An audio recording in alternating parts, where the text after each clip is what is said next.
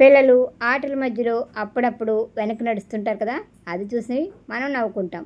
నిజానికి వెనక్కి నడవడం కొత్తలో కొంచెం నవ్వుగానే అనిపిస్తున్నా, వెనక్కి నడవడం వల్ల అనేక ఉపయోగాలు ఉన్నాయని డాక్టర్లు చెప్తున్నారు. హాయ్ అండి, నమస్తే మిత్రులందరూ బాగున్నారు కదా. మీ సుస్వరవాణిలో బాగుందండి. ఒకప్పుడంటే సహజంగా నడకతోనే ఎక్కువగా జీవనం ఉండేది. కాలం మారింది. కాలంతో పాటు రోజు రోజుకి మన జీవన విధానము మారుతూ వస్తుంది. ఇప్పుడైతే కొందరికి నడవడం తప్పనిసరిని డాక్టర్లు చెప్పే పరిస్థితులకు వచ్చేసాం. నడక వల్ల ప్రయోజనాల గురించి ఇదివరకే మన ఛానల్లో వీడియో పెట్టేశాను. ఇప్పుడు ఆ నడకే రివర్స్లో, అంటే వెనక్కి నడవడం వల్ల కూడా బోలెడు లాభాలు ఉన్నాయండి. అవేమిటంటారా? అయితే ఈ కాల్సిన ముచ్చట్లు వినేయండి మరి. వెనుకకు నడవడం వల్ల బెస్ట్ బెనిఫిట్ ఏమిటంటే స్థిరత్వం, అంటే నిలకడగా నిలబడడం. మన కీళ్ళు కండరాలు ఈజీగా కదలడం పెరుగుతుంది.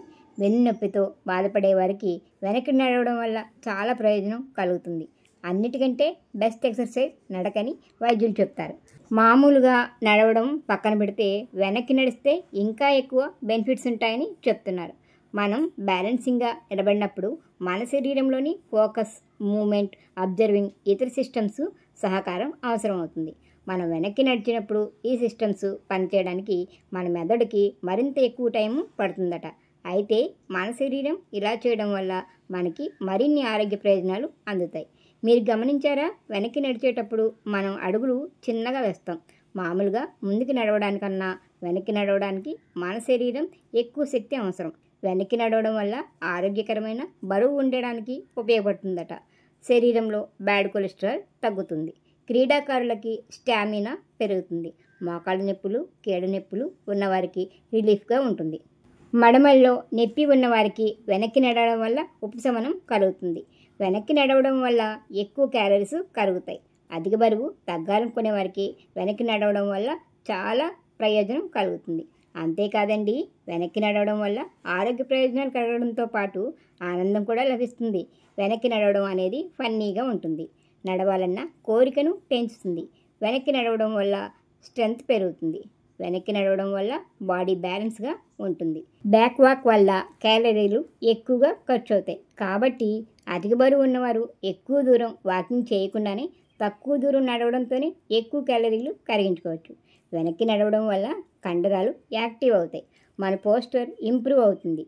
వెనక్కి నడవడం వల్ల మెదడు పనితీరు మెరుగవుతుంది. ఏకాగ్రత పెరుగుతుంది. మైండ్ షార్ప్గా మారుతుంది.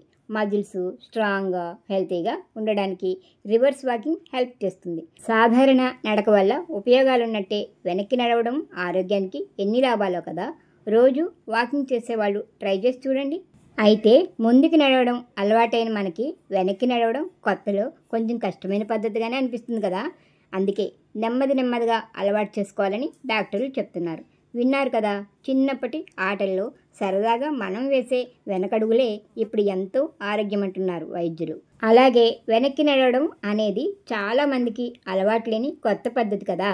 కాబట్టి వెనక్కి నడవాలనుకున్నప్పుడు వేటికైనా తగిలి పడిపోకుండా ఓపెన్ ప్లేస్లోనే నడిస్తే మంచిదని డాక్టర్లు సూచిస్తున్నారు. ఈ హాలిడేస్లో మీతో పాటు పిల్లల్ని కూడా రోజు కొంచెం సేపు వెనక్కి నడవడాన్ని అలవాటు చేస్తే సరదాగాను ఉంటుంది, ఆరోగ్యంగానూ ఉంటుంది కదా.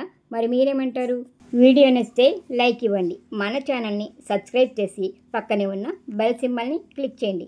నేను ఎప్పుడు వీడియో పెట్టినా మీకు నోటిఫికేషన్ వస్తుంది. వీడియోని మీ ఫ్రెండ్స్ అండ్ ఫ్యామిలీ మెంబర్స్కి షేర్ చేసి సుస్వరవాణిలు అనే ఛానల్ ఉందని చిన్న మాటని స్ప్రెడ్ చేసి నన్ను ప్రోత్సహిస్తారు కదా. మరొక వీడియోతో మళ్ళీ కలుసుకుందాం. సెలవు మరి. నమస్తే.